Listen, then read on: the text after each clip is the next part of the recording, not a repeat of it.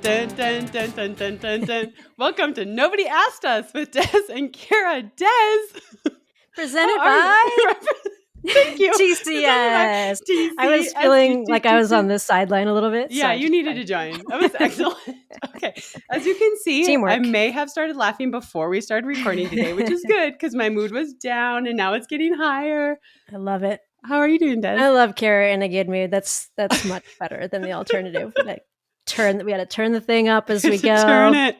Ding, ding, ding. We had Yay! technical difficulties. We've had a tough week in general, but we're doing like boom, boom episodes. So I feel we do have a good rhythm, like in general. Yeah, you know what? As people used to notice, we recorded 2 at once, and now we're relevant.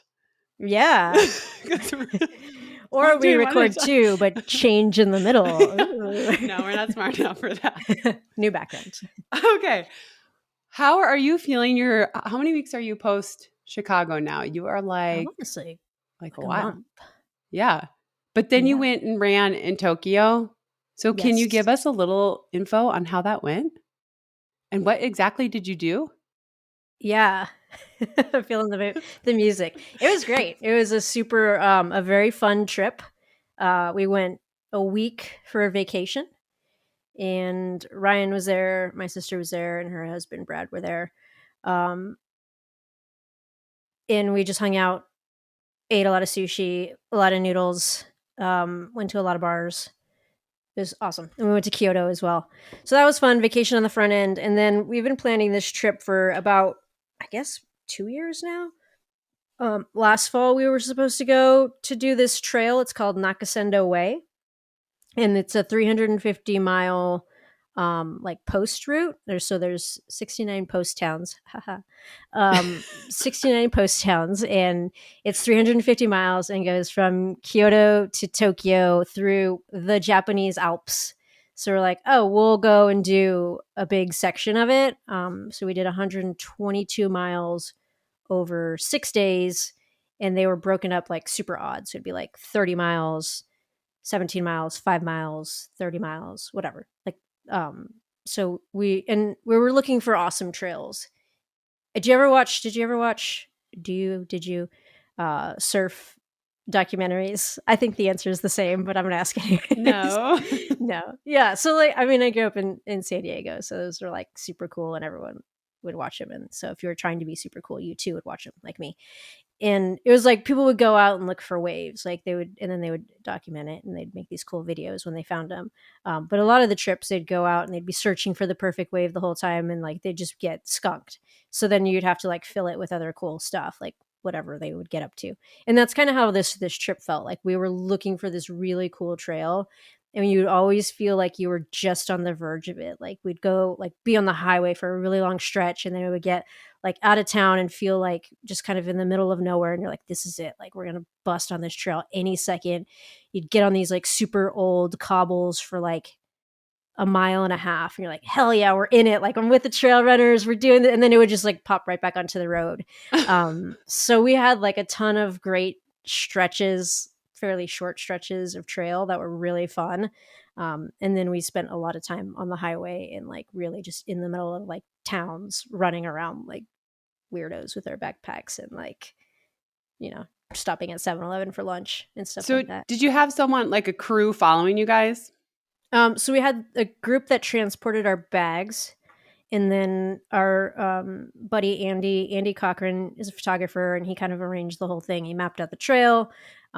So they just knew this crew would pick up our bags at 9 and drop them off at the next spot and pick them up in the morning. So that was about it. And it was just like, there was one point where we got way off the trail, and we were like skidding down the side of this, not a mountain, but it certainly wasn't a hill.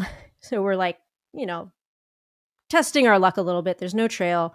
And like it was really soft. Like you'd take a step and like slide like 3 feet and like grab something, and then take a step and then slide through. Like it was kind of silly. And I'm like, someone's going to break a leg, and literally nobody in the world knows where we are. Like, right. This is so dumb. And then 2 of them slid through like a wasp nest, and there was like 2 stings. But everyone made it. It was fine. But it was like, yeah, no one really knows what we're doing. Later, Andy was like, my mom does. I have like this beacon that she has all the Thanks, time. Andy's mom. I'm like, oh, well, that's good. I guess there's Alert the that. police. Yeah. Okay, so tell me what makes a good trail. Like you said, you were like in the trails and then there'd be like a mile and a half of good trail. What felt like a good trail? I think just like uninterrupted soft surface. Like I don't like anything technical, but like you felt like you were away from the of society. Yeah. I feel like I'm Chris McCandless in uh Into the Wild. Yeah. That Do makes you know that sense though. do you know that movie? I do. Yeah. Yeah. Yeah. So it was like you would just get off the beaten path and like there's the path, but so there was some aspects of it. It's like a super old trail that was like taken all the time. And then we learned a little bit of history about it. Like, if there was someone who was going to be married to a samurai, they would take the trail and carry the woman um, up the trail to the city to be married to the samurai. And there was one woman who had this. This is really funny. It's like freaking women, but it's like they would like carry her, and she had to like be very like she was being celebrated, and she was like like a princess or something. So she would put new outfits on every day, and they were like, this was her luggage, and it was this like huge fucking chest, like it had to be 1,000 pounds. And I'm like, of course, like this is where overpacking All these began. people are like, Yeah, carry it. totally. So it was like it's trail, but also you were like, well, it makes a ton of sense that it has been paved over first because this was like the best route. So Yeah. we shouldn't have been too upset that it was a lot of highway. You're like, well, this is the best route. So Okay, I have a random question for you. fire away. Are you a photo album person? Like where? Like in like a Like, do you hard ever make like copy? a photo? Yeah, like a hard copy. I have cameras and I love taking photos. I'm terrible at it and I want to be better, but when I do really like a good trip, I'll like edit them up and then I'll make one. But not usually. I don't usually take good photos. Okay, well, you were posting the most amazing photos. And what I really like to make photo albums for my child. And if you guys sent me those photos, I would make you guys a photo album. And because those photos you were posting were sensational, like the colors and the texture and like all of this stuff, like those were Yeah. epic photos. Andy is an amazing photographer. His photos were he's such a talent too. Like we're running 29 miles a day and he's carrying this like 5-pound camera on these trails and he's just like running with it. He can run a pretty good clip and get great content and then just like you forget that he's a photographer. So his shots were awesome. And then we had some other ones that were like, this is me with my iPhone. Boop. Yeah. Yeah. Well, there's So nothing wrong you with could that. make a good collab Yeah. with the really good pictures in there. I'll ask Andy about it. Like, would you And send how me did your photos? body feel after? What's funny is like the first day was 17 and it was like, all right, that's fine. It was mostly road. It was mostly easy. The second day we did 29 and I was a wreck. Like, here's the other thing. We would do like 14 or 15 miles and then stop for lunch, Yeah. which some days was like 7-Eleven. You're just like sitting on the curb drinking green tea and like eating rice balls. And then a couple of times we like went to these restaurants, like a really traditional, like they don't have chairs, take off your shoes and sit cross-legged on the floor, which we're Felt awesome. obviously the Americans. One, we can't do that. Two, we had just finished 15 miles and we're like trying to, be culturally acceptable. And Right. then you'd get up with a full belly and like you're totally cramped up from sitting fake cross-legged and you're like, all right, 15 more miles. And that was hard. So Yeah. those days, the second run, my body really hurt. I think about the third day, we had a 24 miler or something. And like right around 19 miles, my legs just like loosened up. And I was like, oh, I'm on the other side of it. So for like 2 days, I felt really bad. And then 2.5 days. And then I was like, oh, I think I've had a breakthrough. That's great. And then I felt great since then, which was awesome. That is awesome. When you Cool. start back up after a break, like, did you have a trouble spot that you were always like, okay, this is the thing that feels like it's going to go first, or like is going to take the longest to get back to normal? Yeah. I would definitely be like, how did I do tempo runs at this pace that I can't do for half mile? Like it just felt so far away. It was usually, you've been back for about a month or so, usually for me. And I'd be like, oh my God. And then, as you're increasing intensity and mileage, you just be like, how did I ever feel good? And then like 3 weeks later, you're like, oh, you're tired, but you just learn to handle it. So Yeah. yeah. Adaptation. Yep. My IT bands are always the worst. Like they, when I start back up, are like, why would you ever do this? And then I'm like, I should probably foam roll. So I actually foam rolled on that trip. Wow. Which, Breaking news ironically, after I foam rolled that next day, was better. somewhere in the middle, I felt better. That's amazing. Isn't I it don't want to crazy say though? that I've had a scientific breakthrough, but So my thing is my hips, right? Like they yeah. get really sore and tight, and then it would go into my quads. And same thing. It's like I'd just be suffering and just be in hell and be like, can't wait till I'm fit again. And then every once in a while I'd foam roll and the next day I'd feel great. But I still wouldn't stick with it. Like, are you going to stick with foam rolling Because now? it hurts. Like, why would you? It's so miserable. Then you have an injury and you're like, I'm going to do everything right forever Right. as soon as I get over the hump. Then as soon as you're better, you're like, forget it. Where's that thing Yeah. in the trash? Yeah. Well, good. I'm glad you had fun. Yeah, it was great. Thank you. Thank you for being happy about that and not Yeah. mad at me. Why would I be mad at you? That's awesome. No, because I think we have to talk about this next thing. I heard a little bit as I was fixing up my technical difficulties, but you've been running a little bit, and today you had a little setback. Can you tell us about it? And then I'm going to try to give you moral support. Okay, yeah. Morale. Well, my dystonia has just been bad because I let my Botox run out. So I'm supposed to get it every 3 months, but I did too much the last treatment. So I waited 4 months, but then my doctor was out of town and I just really wanted to wait till she was back. So I finally had it. I can't remember when in October. But by that point I was really bad again, like just kind of all over the place. And so my running's just been kind of up and down lately, but the last few days I've started to feel better. I did a run yesterday morning and it wasn't very long, but I did some like 200-meter pushes. And instead of thinking every other step about like I might fall, it was only like a few times during the run. Nice. So I was feeling a little cocky. My son had practice last night. And I was like, felt so good this morning and I didn't even run that far. Like I'm just going to go run 2 or 3 miles while he's at practice. And I can't even tell you what happened. I know that my left foot caught because that's my bad foot. And then my right knee is all bashed up. So I don't know. All of a sudden I was just like telling myself, just accept it. You're falling. And, I was so stunned. And then I like got up to see if anyone was watching. No one did. But I like split both my gloves open, split my tights open.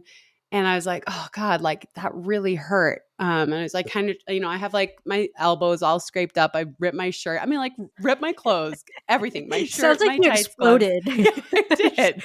I was like, I had a stick in my right leg and like pull it out. And then I have a bruise there.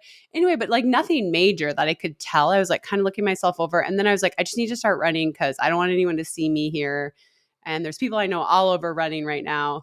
And so I started to jog and then I was like, oh God, no, like I can't, like my shin is really hurting me. So I turned around to jog back, but then that became a walk. And then it kind of became like 3 steps and a stop. It took me 20 minutes to get back to my car. So this was last night. And then Adam was there too. He was walking the dogs. And I was telling Chris that he got back to the car and I go, I fell. I just totally started crying. Like when you're little and you fall on your bike and you get all the way home and then you're like, Mom, I fell. I could not stop crying. He went and got Colt and we went home and I still can't put weight on my right leg. It's not my shin bone.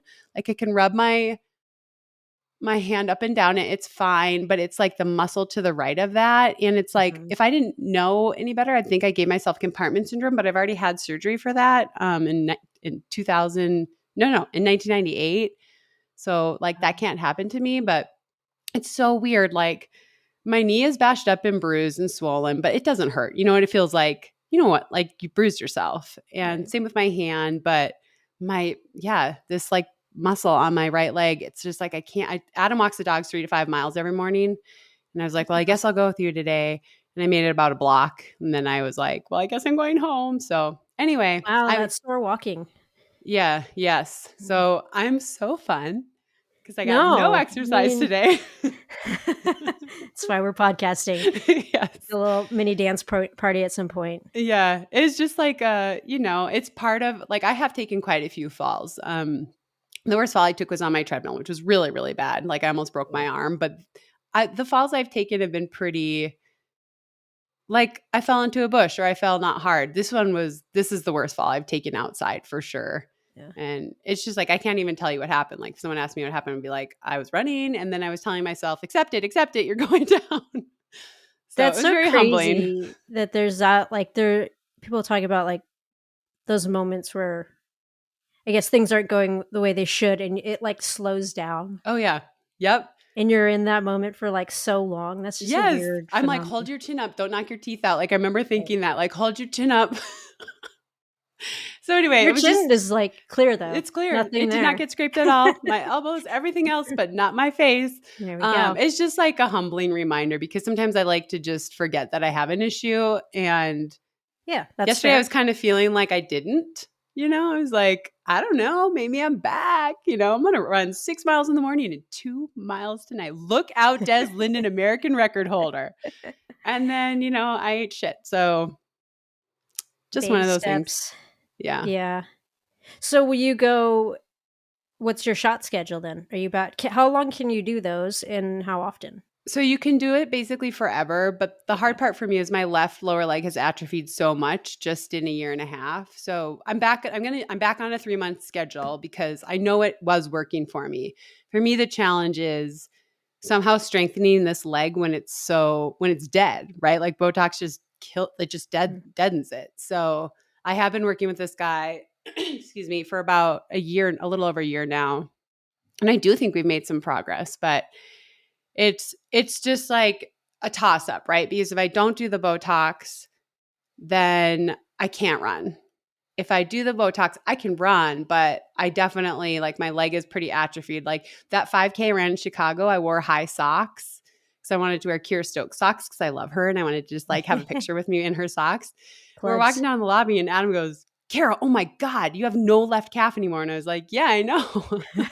And it was like something about where the sock hit it, right? So it's just a challenge. And I was seeing a neurological PT for a while, and we were also trying to work on like building that leg up, trying to get it to respond to things. So anyway, this is becoming like a sad story about dystonia, but I No, know I I can was get back to a place where I can enjoy running, and but I also need to figure out a way to keep my legs strong. And then but I also need to remember, like, I don't want to remember, but like I have an issue, right? So yeah. yeah, I mean, I it's just think that that's reality. like the reality of it, but it's also like it's what we do is like you push the envelope and you're like, "Oh, I'm going to get a little greedy today." Right, right. You have like one good day and you're like, I don't know, maybe I could run a marathon again. Yeah, totally. Did you buy a bib yesterday? Did Yeah, you I did. register for anything? By the way, I'm registered for the Olympic trials. Just kidding. Boston Marathon. Yeah, Let's seriously. I mean, go. I do have dreams of running a marathon for fun again. I don't know how that could possibly be. I ran my farthest run in 2023 a few weeks ago on a good day. I have a friend I run with, and I caught a good day, and I guilted him to keep going and going. And I ran 10 miles. That was my farthest run of 2023. So I don't know why I would ever be able to run a marathon, but maybe a half. Do you think that is the product of the fall? Like, do you think there's any like pushing on the one end and then you just don't see the negative impact until a couple days later? Yeah, yeah. And I think it wasn't So, like yesterday I only ran 6 miles in the morning, but I did 8 times 200 at 6:15 pace. Which is so sad, but gives me so much joy. And so I think getting off of that pretty much scot-free, like nothing hurt, and I only felt unstable a few times. The right decision would have been to just go for a really easy run today. Instead, I was like, I'll go do a double. I'm back, bitches. Look out. So yeah, I don't know. It's so humbling. It's just so humbling. It's just, as an athlete, you just feel like I'll just be able to overcome it. Right. I think that's been like the hardest part. I was with my high school friends this weekend. And I was talking to one of them, and I was like, one of the hardest parts for me has been to say, I'm 45 and this is the best I'm going to be. Like, I can't get fitter.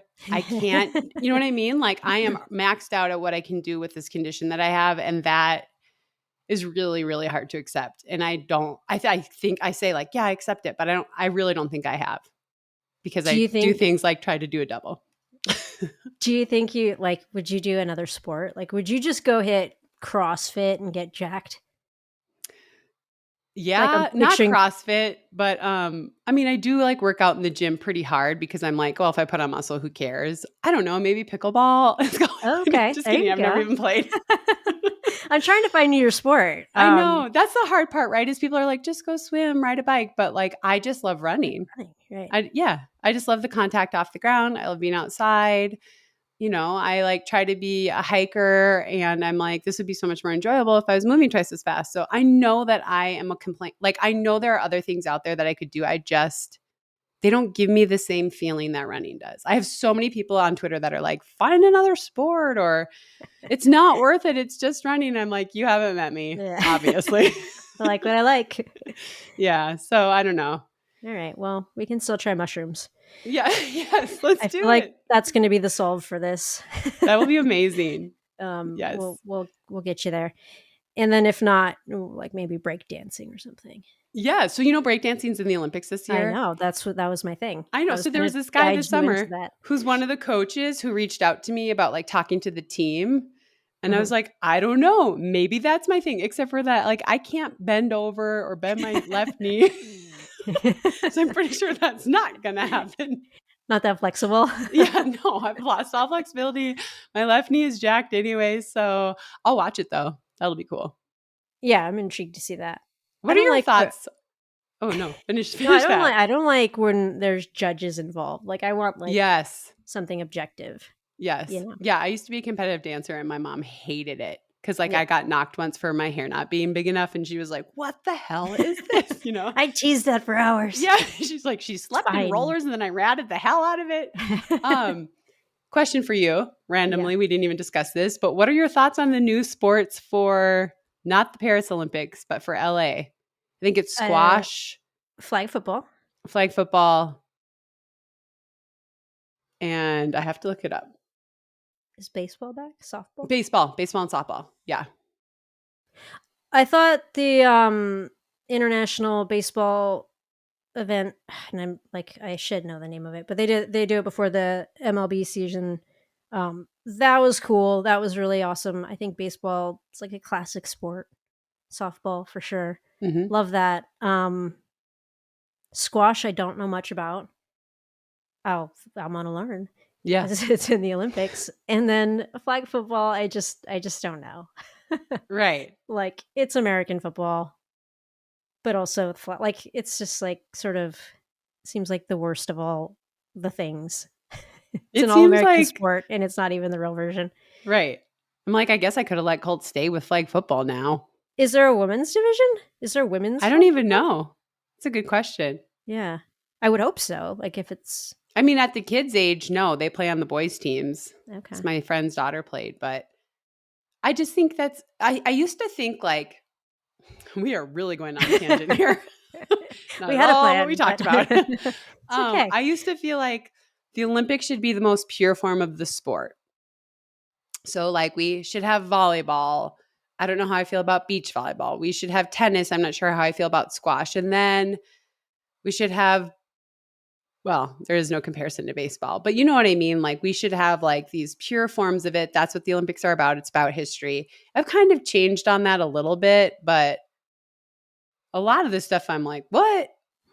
I think it kind of speaks to how hard it is to get the younger audience interested in anything and keep their attention. Like, attention spans, I feel like they used to be 3 seconds and they have to be way less than. Wait, we're recording. What are we doing? What are we even doing? Yeah, you're right. So it has to have like this fast past, the action stuff now. Yeah. Like even the NFL, like you have your hardcore fans, and then this is one of the coolest things I think they do, but they do these like animated like versions of the broadcast.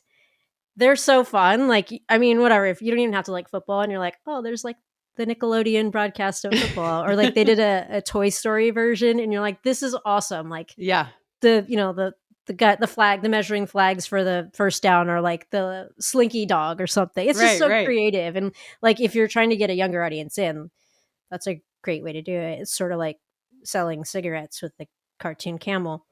right. Super effective. Very effective. Get that youth. I know Yeah, it makes me sad though because wrestling continues to be on the chopping block, and even though I don't understand wrestling, I feel sad. that's a Like that's one of the epic, classic. yeah, Yeah. classic original sports. So They maybe should we, like yeah, preserve a certain like these are the the core, core, yeah, and they will never go away because they have to. I mean, they have to be in the Olympics right. because that's what they're about. It's Yeah, like the like Summer wrestling is. Olympics are these traditional things, and then the Winter Olympics are just bonkers. Yeah, I mean they're like a whole like this is like we're gonna shoot you out of a cannon into a Right. snowbank. I watch the Summer Olympics and I'm like, oh, wow, that's amazing. I don't know if I could do that. They are working so hard. Like, I can't even imagine how hard that was. And then I watch the Winter Olympics and I'm like, that is the most terrifying thing. Like, I can't even watch. Like, I'm watching through fingers. Like, I can't watch this. What are they doing? They're hurling down a track head first, or they're going off these flips and these half pipes. Like, what is happening? So you So, never yeah, had like you were never going to be in competition with Lolo Jones for the bobsled spot. That was when 1,000% no. The only winter sport that I ever imagined maybe I would do was Nordic skiing. So yeah, no. I have a super secret goal, which I'm revealing to everyone. But biathlon, Winter Yeah. Olympics, me 1 year, one of these years. Yep, You it should crashed. go. Okay, this is actually a fun project for us because I went to train at the Olympic Training Center when I was in high school for biathlon Oh, in Lake nice. Placid. And most of the girls that were at that camp became Olympians in '02 and '06, and I was like so jealous of them. Oh my God.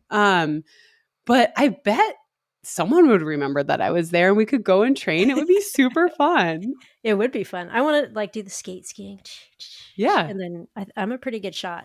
So Yeah. That's awesome. just saying, the secret goals. Secret goals. Listen up, USA Biathlon. You have your next gold medalist. Yeah. No, I'm always like, how long is the penalty lap? Can I just be like, boom, boom, boom, boom, boom, and then just do the penalty lap? Like, she's missed them all again. Not even close. Penalty lap. Just like, She's terrible. yeah. She's actually just doing cross country skiing. Yeah. But That'd be cool though. It's a cool sport. It's a really cool sport. And I didn't understand it at all until I went there in high school. And even then, I still didn't totally understand it. And they were like, do you want to stay and do your senior year out here? And I was like, what? No, I like running.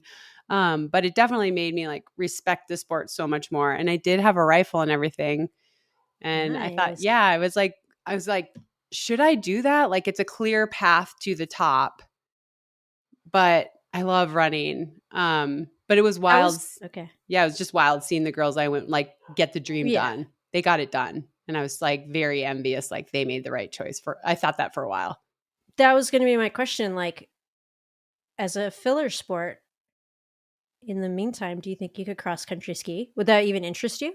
Yeah, so I have a park a couple blocks from my house that gets groomed when it snows. And the problem is that I feel I feel better in classic, but they groom it for that, but not really because everyone goes in skates. And so I've gone a few times, like with my high school friend who's a state champion in skiing, and then with my friend Lisa Jung, who's just like good at everything. And the problem is that it's so packed over there, and my left leg is still a little wonky that I just want to ski around it without poles. But like Mhm. they're like on your left, on your left, on your left, on your left, because it's not very big. Stop being so good. Yeah. So I think when was it? When I tried to run Houston in 2019 and I ended up like with a hamstring issue and my friend took me up to Eldora and we skied up there and there was no one up there and I had so much fun. It took us like 30 minutes before I remembered how to ski. But Mhm. then, and I still have my skis from 1992 and Nice. we had so much fun, but that was before I had dystonia. So the last 4 or 5 times I've gone, I've just felt like so much pressure. And I think I need to go back up there, like during the Yeah. workday when no one else is around. So I can like take my time and I can have my space. And yeah, someone's going to pass me here and there, but literally not the entire time. Fair enough. On your left, on your left, on your left. Like, I'm going to That's walk home. how Thanks. everyone running on the track when you're there feels. Like this bitch. Oh, God. Just Okay. like- Should we move on? We had to catch up. We had stuff to We catch up did. on. That was good, but we do have topics. Yeah, we do. So So we're let's going to start with dun dun dun, shocker everyone, the Olympic marathon trials. have opinions. We We have have opinions. opinions. Okay, so this is the story that just will not die. Yeah, and And go ahead. yeah, no, you go first. No, I don't even understand why it's a story. That was it. That Yes. was all. That was my Okay, statement. well, I actually want to go back to that. I just want to say that when all this first went down this summer, I had someone telling me information that I wholeheartedly believed, that I'm not sure if it was true anymore. I don't know what's true anymore. All I do know is that my boss at NBC called me a few weeks ago and told me that it was being moved up. And I was like, cool. And then I heard that it's not. And then I heard that it was someone's fault. And then I heard it was someone else's fault. So, like, before I felt like I had some knowledge on this, like behind the scenes knowledge, and now I have none. I don't know anything anymore. But it is this story that just won't, that keeps getting like so much anger involved. And I know that that's annoying. I know it's annoying to everyone, but it's annoying to you. It's like, it is what it is. Well, actually, tell me your take. My take is that this wasn't really a problem to begin with. I think there's a handful of people who didn't like it, and that's totally fine. And you can say your piece, but I don't look at 85 people um, putting a petition together as enough to have the controversy we're having. And I feel like I I get reporting and I understand that this is a story, but I think that the reporting at this point has become more about creating outrage with people who have no place in the conversation. And it's like, what's the social media warriors? What are the social media warriors saying? What's going to get the most comments on an Instagram post or an article? And it just seems like that's a kind of snowballing. Like, I don't really see the problem here. Like, it seems and I think that this has been presented in such a loud way that you kind of Yeah. forget to talk to the other qualifiers who mostly are like, yeah, I'm good with it, or like, I don't love it, but I'll run whenever they put it. And I think if someone did a piece and said, you know what, I want to present this other group in the way that this original article was presented, you would be like, oh, we don't even have a problem. Right. I just feel like it's been completely one-sided and biased because outrage creates interest and comments and thus content. That's my 2 cents. Yeah. Well, I did read an article that ended with saying, not everyone is upset. Molly Seidel, Des Linden, and Galen Rupp don't care. There's no quotes from you guys. Thank you for the one line. Yeah. I think that's a really good point because I understand the concern and we've all read the concern, and there's a group of athletes that are pretty verbal with it, which is their right. But there's a lot of really big names that haven't said anything. And if you were to wrangle all of those people together, and regular names, but I mean, anyone that qualifies for the Olympic trials is a big deal. But there's also, there's the people who are fighting to make the team, and there's the people that are excited that they got there. There's a lot of people that are fighting to make the team that haven't said a word. And it's like, what would happen if a reporter would drag it out of them? What do you really think? Would it be like, yeah, this is the worst thing that ever happened? Or would they just be like, dude, we've known about it since June. I'm just getting my shit together and getting ready to go. Right. Yeah. I mean, I don't know. It could go either way. It could. You're right. I think the thing for me that's gotten a little bit scary, in my opinion, is we already don't have a ton of bidders for this process. Yeah. I can't imagine after this that people are going to be jumping up and down to host the next one. Mm-hmm. And it feels like the Olympic trials as an event, and I understand the financial implication for USATF, USOC, USOPC, like, is so great that I don't think this would happen. But like, what is going to be the shift where they go, you know what, this is a problem. Let's not even spend the money on this. Let's just do a selection. And like, is this noon to 8 to 10 shift, like, is that worth putting future trials in jeopardy, you know, step back and think about the sport, step back and think about the Olympic decision process. Like, I think that's the thing to me. I'm like, I'd be really careful about how hard you push on this without thinking big picture for a second as well. I agree. I've been thinking like, who would ever bid after this? And one thing that has made me really uncomfortable was that the local organizing committee, who genuinely wanted this championship and was so excited to host it and couldn't wait to put their city on display and treat the athletes right, had to publicly defend themselves. I'm like, we lost the plot.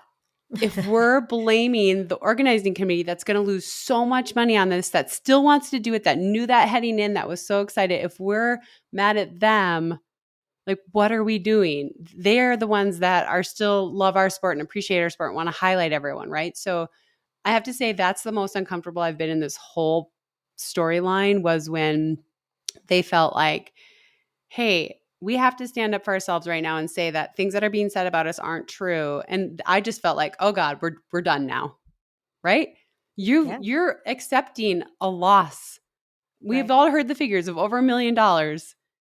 And yet you still bid for it because you wanted it. You wanted it so bad. You wanted to host everyone. And now you're having to say, because the athletes are so mad at you, you're having to say, hey, you guys aren't being told the truth. I mean, that for me, I was like, oh my God. I don't know how we got there. I'm not blaming any one person or anything like that. I just felt like, whoa, whoa, whoa, guys, we need to like take a step back and reevaluate the situation. Cause just like you said, who watching this is going to be like, oh, I'll try.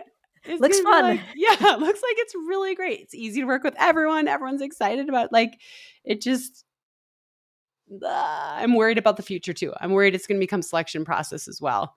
And then That's terrifying. And terrifying. that's terrifying. And that's what makes our country so special, is that we don't have a selection process like that. You show up on the day, the top three, the people that do it on that day, whether it's on the track or the roads, they earn the spot. They prove they could handle the pressure. They got the job done. And does that leave a lot of heartache? Of course it does. But so does the selection committee, where bias enters in. Like you were just talking about judging in sports before. We want people to sit there. People, we're all influenced by at some level, right? People I at for sure would never get picked. USATF and USOPC Yeah. to decide for you. Yeah. Yeah, I mean, our trials process is brutally fair, and I love that. I think that that's the greatest way to pick a team. Like, you self-select, and I think that, I don't think anyone wants that to be in jeopardy. But Right. you do really have to think about the conversation and the optics of all of this. So do we have any thoughts on Max Siegel, who's the CEO of USATF? Last year, I can't remember if we ever talked about it on the pod, his salary was leaked. Do you remember what it It's was? public. I mean, it's like a Yeah. public. It's Well, it not got deep like an state. article and people got up in arms. I want to say it was like 3 or 4 million Yeah, I'm going to a look it up while year, we're chatting. which is steep. I mean, I think there's one way to look at it, and you go, he gets bonused out for how much he brings in. 3.8 million. Chris in the chat box. Oh, thanks, Chris. So I mean, you get bonused out on if you're bringing money into the sport. Great, he's doing a good job. He's getting bonus. But percentage wise, like relative to all other CEOs of national governing bodies, like it's totally off kilter. I think you should be rewarded and incentivized if you're bringing more money in. Great, but like it's got to be in proportion with the norm. Right. And of course, we have a sport where a lot of athletes are struggling to make ends meet. So I think that's why it felt especially, I don't want to say egregious, because he can argue, obviously, that he earned that money. But I think it caught a lot of people off guard when they're like, wait a minute, what? I'm barely making ends meet and I'm making Olympic teams, you know? So they made an announcement. Was it on? It must have been Thursday, because I was in the car texting with you. That his leadership has been extended for 5 years. And in that article, they said that his salary had been investigated by an independent party, and that they found that they were shown evidence that it was fair. Wouldn't you love to see that investigation? I would love stuff? to see that. That's what we need to leak. Right. This is the thing with USATF. I don't think that USATF is evil people. I don't. I think they do love the sport. I think they believe in the sport. I think they definitely believe in American athletes. But there's never any transparency. This article that I read cited the 23-year Nike deal. It was just announced after it was done. Nobody else, not that anyone else could have financially matched it, but you never know. No one was even allowed to enter the conversation. So stuff like that, and then finding out about like this, it's just like or even the trials. Why is it at noon, right? What's the reasoning? What's the Bring us reasoning? Just in before. tell us. And I was told from someone at USATF that we would find out why. So it's like the lack of transparency is just, I will use the word there, atrocious, egregious. It's so bad. It's so bad. Yeah. And I feel like it's such an easy fix. Let the athletes feel like they know what's going on. Right? Yeah. I totally agree. The only question I have, and I'm guilty of this, is like how much of this stuff is Our business? presented at meetings that I have no interest in going to. Right. In December, they're going to sit down at the annual meeting. Like, are they teeing all this up and like they're, saying this is when we're meeting for this is when like I've never been to one. So I always feel a little bad being like, USATF. But I doubt it. You know what? We should have Amy Begley on. We should. She reached out to me and she was like, I could answer your guys' questions. We should have her on and we should just ask her.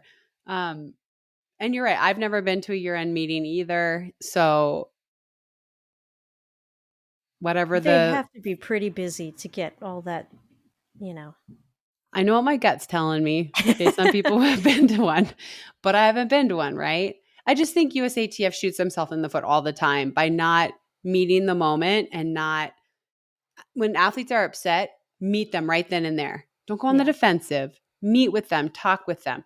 Don't hope that it's going to go down in a couple months. And you know what? They will forget about it. Want to know why? Because then there's another controversy that comes up. But just meet the moment, meet with them, talk to them, treat them with respect, right? I just feel like so much of the anger towards USATF could be mitigated by just openness. Yeah, they need like 2 people on that job to just like troubleshoot. Yeah. Here's what you do. You're the person who steps up when there's another athlete or online fire to be put out. Right. But then you have to be willing to answer the questions, right? Oh, yeah. Right. Yeah. Okay, so someone can apply for that job. Yeah. Yeah. Good luck. I'll be calling you all the time.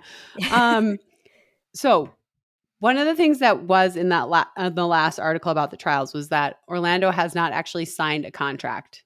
Did you read that? I saw that. And so then the fear stoked was, do we even have a venue? Are you ready for this? Flames. Right? I haven't heard anything to make me fearful that the trials aren't happening.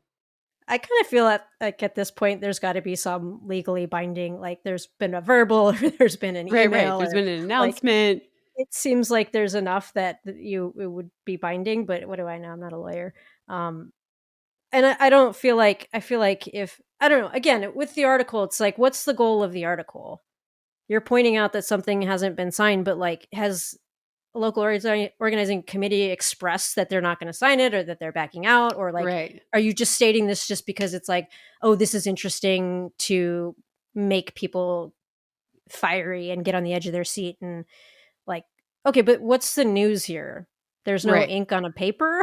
Like, okay. And is that normal? We don't even know. Is that normal? Right. Yeah. Maybe that's normal. I didn't read the whole thing. I saw the headline and was like, I skimmed it, to be honest. I'm out of my Runner's World articles for the month. So then I like drag it down as low as I can and I read the top lines. And then I like, I'm like, I really want to read this, but it's early in the month. There's still probably a lot of news. There's a lot of news. Like, just sign up. I'm going to sign up because I do care about the sport, and I feel like that's dumb for me not to spend. What is it? How much is it? I had a subscription. I shouldn't even say this stuff. I don't know. It's not a lot.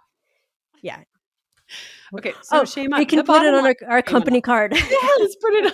We'll charge it as an expense to ourselves. Nobody asked us because we're just raking in the cash over here. Yeah.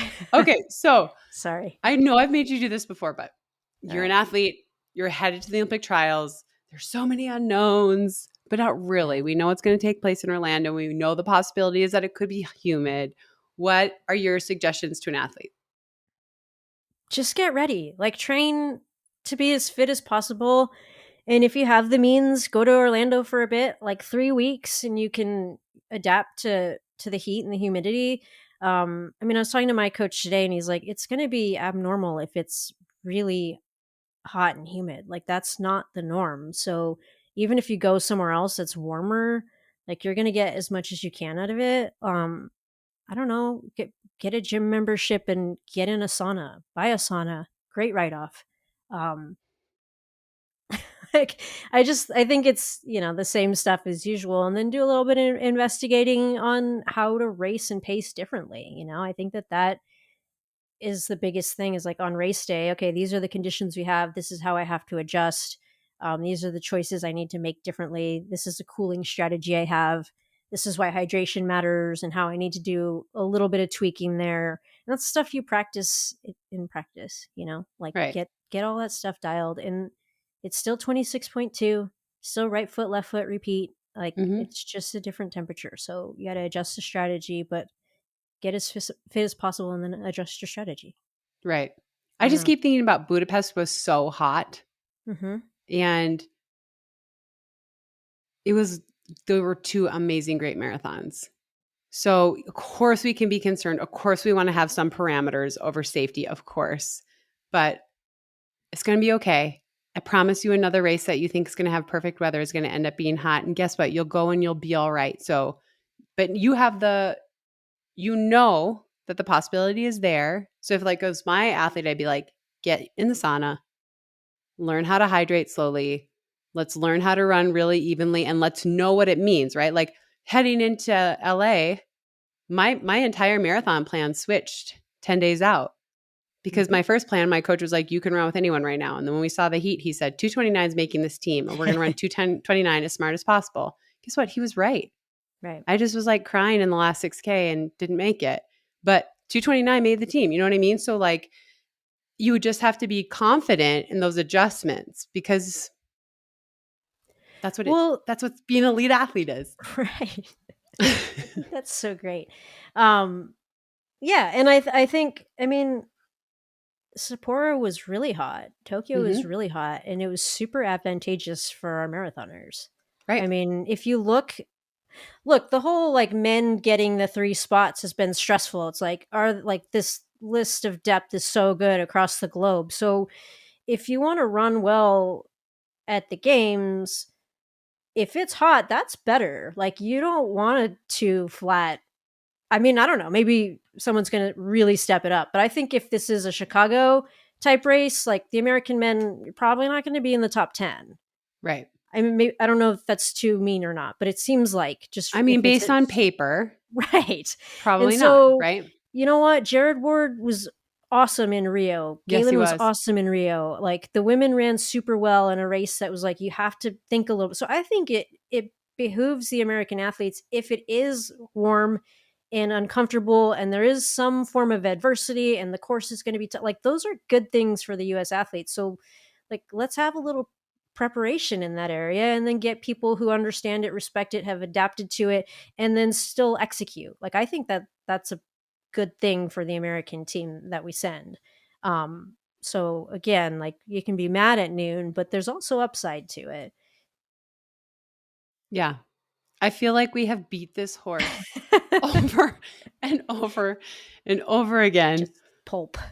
which leads me to my next topic. This is the This is beaten the horse Carousel pod. Yesterday podcast. Okay.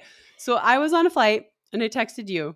I have to give a Mhm. shout out to, I don't know who this is, but EBGBs on Instagram told me I should Love listen. that name. Love that name. That Des and I should listen to the Bill Simmons podcast when Malcolm Gladwell was on. And I downloaded it and was listening to it on a flight on Thursday. And I texted Des, you need to listen to this. And Noted. so Malcolm came on and he talked about the women's world record in the marathon. Wait, I do have to just put out a disclaimer. And this is probably the most controversial thing I will ever say on this podcast. Oh no. It is, and I admittedly, this is my bias. I am not a Malcolm Gladwell fan. It's very personal. He has stood up for Salazar. And then he also, on a documentary, said Mary Kane should have known what she was getting into when, for me, I feel like when the greatest coach at the time in the world calls your parents and says he's going to take care of you, that should count. Whatever. We have our differences. I've never spoken to him, anything. But so he's on here talking about the women's world record in the marathon. And there's a lot of things that I agree with him in, but it also sent me into the stratosphere. And I texted you and made you listen to it. So it's a Cefa, right? The world record holder? Yes. So she ran 2:11 high, we all know, in Berlin. And he was saying, and I agree, he was saying, like, is this the greatest? I quoted him because I want to be sure, just in case he finds out I talked about him. He said, is this the greatest running achievement of all time? And we don't even know if she's any good. Because he was referring to the shoes and how it's changed the sport. And he did talk about how many records fell in the past year. And it just got me thinking about a lot of stuff. But basically, I'm going to open the door for you to come in. But basically, he was saying, should technology be so involved in our sport that we don't know what we're watching? And for me, I was like, where the fuck have you been for the last 6 years? How many times can I say this? I'm like, thanks for noticing. So many things. Yeah. So many things. So yeah. Let me know your thoughts. Do you want to even get into this? I don't know. I just feel like we should just refer people to old episodes, like the original OG, or even like the catalyst for the pod to begin with, where we were just the old and bitter people. Hey, Malcolm, welcome to the old and bitter club. Thanks for coming over. I don't know if you want to run barefoot on dirt, on cinders. Yeah, but technology is here, man. Yeah, I mean, it's so frustrating because it's like, if you looked beyond the moment, like the 4%, like, this is so exciting, I feel great when I'm running, I'm setting PRs, and you were like, what does this look like for the future of the sport? Like, think 4, 8, 12. I mean, way down the line, it was just so obvious. Like, the record books are going to be completely erased. Tech doesn't stop. We're opening Pandora's box here. It's like, okay, yeah, we put a cap on the height, but it's like, people are going to go bananas in that space. Like, there's so much more to stuff in there, and no one's like, okay, I feel like this is good enough. Like, that's not the way tech works. No one's been like, yep, I think we caught up, good enough. Like, that's right. That ain't it. So yeah, it's just going to keep moving forward. And like, I mean, I've said this a long time ago, as like a transportation method, running's obsolete. So obviously there's better things out there. It's how you want to measure what we're watching on the course. And I think that ship has sailed. And now it's like, this is what we've got. How do we make it exciting and interesting?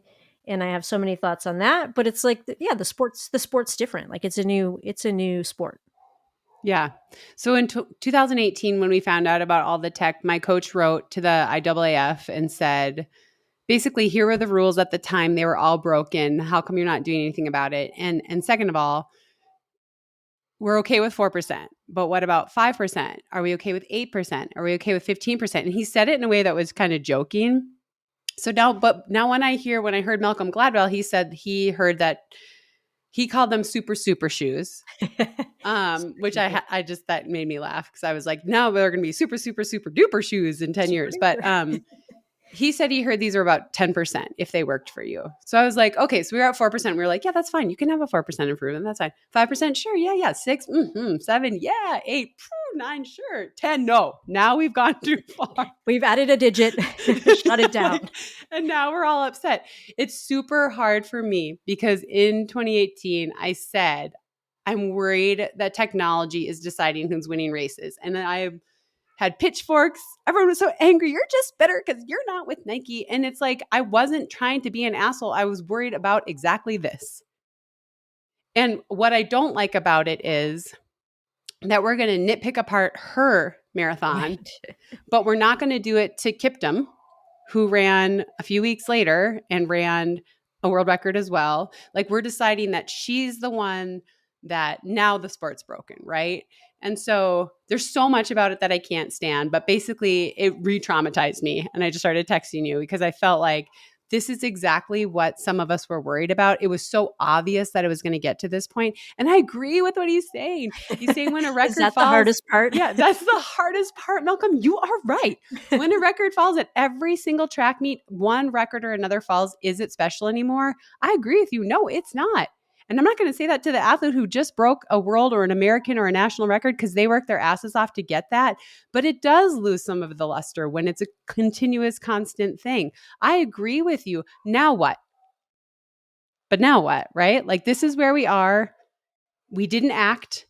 And I said to you before the call started, for me, the bigger question is like, who am I angry at now? Because I have a lot of anger. And for a long time, of course, it was directed at Nike because you and I ran in the Olympic trials and we didn't. Two women had prototypes, and I'm not even mad at them. I was mad at Nike at the time. Hey, you still showed up and made that team. I didn't. I got fourth. I had to stay home. For a long time, I was mad at Nike, but then I got mad at what was then the IAAF because they knew what had happened. And instead of addressing it, they said, I don't know. Do these rules really matter? And for me, as the perfect little Minnesota rule follower, I mean, it was like death by a thousand paper cuts. You have to be kidding me. Like, what are you talking about? We're just going to change the rule. Like, what's the point of the rule? You Right. know? So it is like triggering for me. Obviously, I'm like, I could go on this crap all day and it's not healthy for anyone. But for me, it's like, okay, well, we didn't act. Now we're in this Pandora's box. And as you said, how do we reframe it and look at the sport now so that we can still enjoy it and love it in this new era? It's tough. What would you do if you were World Athletics? How would you manage it? What would I would shut be it like all your down fix? and I would go back to the old stack height and I mean, look, I'm sure I'm going to get pitchforked for this, but I'd say the plates are gone, everything's gone. Let's go back.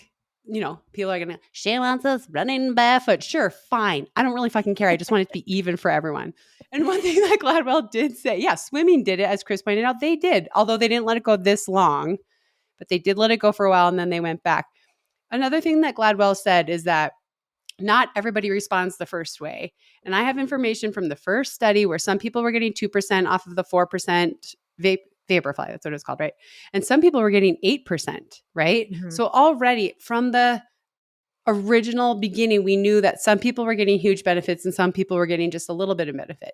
That's hard for me to accept. People say, well, you were always wearing a new prototype and you were always wearing the latest foam. You're right. And it was like 0.4% if it worked for me. And you know what? Sure. You know what? I'll accept all of that. I got in a fight with someone once who's now become a friend because Nike Was it used to me? take, it wasn't you. Nike used to take the lace out on the front right part of my shoe because I have a bunion and it would rub. So they took that whole part out. And you know what? Maybe that was breaking the rules. And if I could go back in time, I'd say, just let that shit rub. But I can't. But I guess, okay, my point is I am the head and I'm watching the sport and I'm thinking to myself, this is unattained. You cannot keep this going forever. Our fans expect world record or national record every time they go to a track meet, every time they turn the track meet on. And this is actually the opposite effect. First of all, it's no longer exciting the way it used to be. And now it's become routine and expected. And I want to like take a step back. Let's have a set of record books for during this time. Let's see if we can chase them down over the next 20 years. But let's try to put the genie in the bottle. Do you think that's insane? I've never tried to put toothpaste back in a tube. No, I love it. I mean, honestly, like classic me, 100%. I'm with you. Like hard mark between pre-post Super Shoe records, have this little era, um, put it all away. But now I was listening. You sent me the podcast, and I listened to the first section of it where he was talking about basketball and how these games are really similar and they are meaningful. And then I listened to part of the super shoe thing and I was like, this is stupid. Like, I know, I've heard this shit before. I've said it. So I turned off the part that I was supposed to listen to. But here's my other option. Okay. If you want to have tech be open, fair game, fine. And I think Sebco has been like, this is so exciting, yada yada. Fine. Do it in 2-year windows. And I'm a big Formula One fan. 2-year windows, this is what you can work with. Okay, it's 40 millimeters. Put as many fucking plates as you want in there. Do whatever you want. Like, I don't care. 40 millimeters, go wild. Shoe companies, if you want to be in the Diamond League, if you want to be in the World Marathon Majors, if you want to be at the Olympic Games or the World Championships, you have to invest X amount of money to even be in this league. Declare your athletes. You have 2 years. This is how much you have to throw in. So you're bringing money to the sport that way. You have your innovation teams. They're going to go wild with that space that they get. You have your athletes. You're going to invest in them because you've already invested in all of this tech. Put all kinds of fucking money into it. That's great. And then you have 2 years, and then halfway through the season, this 2-year season, you go, next 2 years, this is the space. It's traditional flats or whatever you want it to be, but change it up every 2 years and that's fine. If you want tech to run the sport, then give people the space to play. Give them 1 year window, make them invest the money, make them invest in the athlete, and then rotate it. Like, okay, it's not about measuring the best athlete anyway anymore. So let the innovators innovate, but don't make it like a one size fits all, never ending ramp. Like, we're just going to I keep 1,000%. doing, like, I'm obsessed with this idea. yeah. So it's Formula One. Like, here's the new car design. You have a year to get to work, and then you start investing in the sport, in innovation, and you can take pieces out of every single shoe and go, oh, this is really great for the masses. This will work great in a traditional shoe for people who have bad knees. This is for people who want to run fast in lightweight shoe, whatever it is. And then that just builds running. So there's that model, but I'm just like, team, put it back where it was. So those are my two options. That's a good compromise, though. Team I now think for it's 1 kind of year, mixed it team up, go right? back for a year, right? And it would be Or interesting even, to see how yeah. athletes train and race differently when they can't use that tech. Yeah. Or you pick your athletes as a brand. Like, oh, Mm. this is a super responder. We know it. And we have 2 years with a bigger platform, and they're get like, let's invest some money there. Yeah. I don't know. I just think it would be an interesting way to do it. I don't love it, but if you're going to just let tech run the show, mix it up. Like, give the innovators a space to play in. And sometimes it's going to benefit one company, then it might swing, and I don't know, it's more interesting that way. And you could even do teams in that respect, right? Like, Mm-hmm. okay, now it's actually like something, I'm rooting for Team Puma, I'm rooting for Team Brooks, or whatever it is. Like, I love that design. um, we've been looking for a way to have teams, and there's something there that you can work with. So Look that's at my Des piece. solving That's all my the world's piece. problems. Yeah, I call me will up. say that he ended the conversation with talking about how this is affecting running, but because he said, just have to say this, even though I know I'm like going back in time. He said, this is the destruction of the sport. If performances are impossible to interpret, then that's the end of your sport. And I agree with him. And then he said, it's okay to say we don't want to have technology, because then he was saying, this is going to happen in every sport. He was like, I can't imagine it happening in basketball, but eventually all sports will face this. And we're just sort of like the guinea pig for what we do. So But you got to think there anyway, could be shoe tech in basketball that could just yeah, upend the that game. helps you jump higher or something. Right. You're not getting Or fatigued late in the right. game. I don't know. Yeah. Okay, well, we'll Yeah, disagree I with mean, him you there, but yeah. start thinking about all the spaces in running. Like, I know it's so silly or whatever, and you're looking at shoes and a uniform, but sunglasses, like, oh, okay, I'm going to put a pace radar on my sunglasses. I don't have to think during the race. I know I don't have a pacer, but like, this line's laid out in front of me. Did you know that there was a company trying to do that? Do you know about it? No, I pitched it to my brother-in-law though. Okay, so there was a company and I don't know if they were in Boulder, but someone was working for them in 2017, and I was wear testing it, and it would like tell you your pace in the upper corner. Yeah. I, Yeah, like, you just this like, I wanted to project a line out. Like, I'm Yeah, talking like, like and you didn't sub have to two, look at your watch. It's just like telling you what pace you're on. Then it would tell you your mile split. heads up Um, display on your car. But in yeah, your I was like, I am so old That's just as distracting. I hate this. But I a lot hate of people this. are going to love this. Right. And I don't know what happened with it, actually. It's probably It, too heavy. yeah, I don't know. I mean, I've never seen it anywhere. All right. Well, thank you, I have many EBGBs. ideas. I know you do have good ideas. I think it was nice to Just a circle lot. back on that, Yeah. but I feel like now we will refer people to this episode because I I am exhausted emotionally from talking about that again. We're done. We've done it. That's it. These are the hard stands on the Olympic trials and the You know shoes. we're going to end up talking about it again, but for now we would 100%. like to move on. We want athletes to get ready for the trials, get the best shoe you can get. Try, if you're not sponsored, then try a bunch of shoes because not every shoe treats everybody the same. Let's go have an awesome Olympic trials. We seriously have such exciting fields, right? We Yeah, saw it in New York. We saw it in Chicago. that's what I'm going to say. I think moving forward, I just want, and if I get off track ever, you can put me back on the rails, but I'm just going to talk about athletes. Yeah. Athlete stories, what they're doing, how they're preparing, why the athletes are exciting. Like, Let's let that be the if story. you're in the media and you're trying to talk about the trials, and maybe it's a story, but maybe it's not, you know what? Write about the athletes instead. Let's hear about the athletes. 100%. Let's hear about them. They're the ones that are going to be running. And That's the show. 6 of them are going to be representing America. Like, who's going to make it? Let's talk about that. Really exciting stories. So that's my North Star, talking about the trials moving forward. Well, I really like that. Maybe, are we going to do our final top 5? Yeah. Maybe that should be number 1. Okay. We are going to hold each other accountable and be positive influences for the sport that we love so much.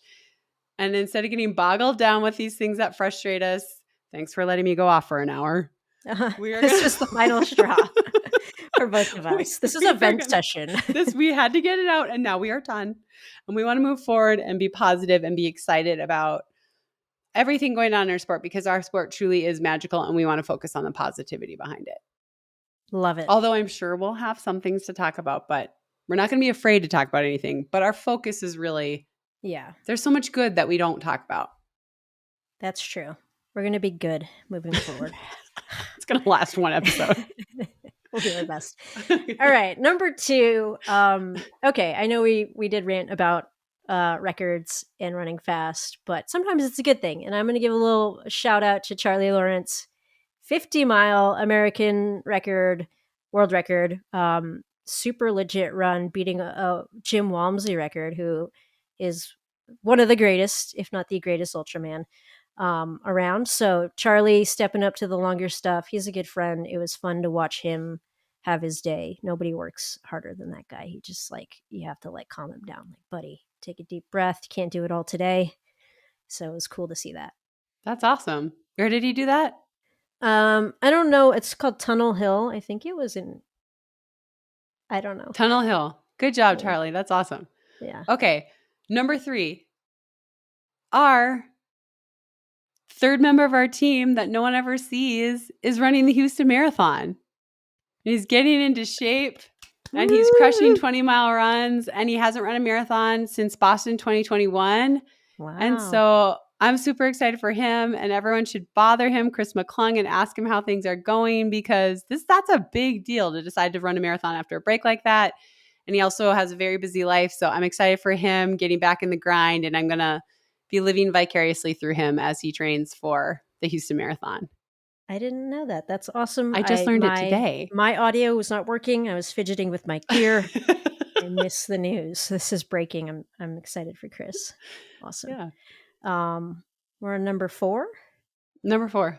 I don't have a number 4. I know. I don't really have anything else. All right. Number 4. That's a good one. I'm not going to take that. Chris dropped a message in.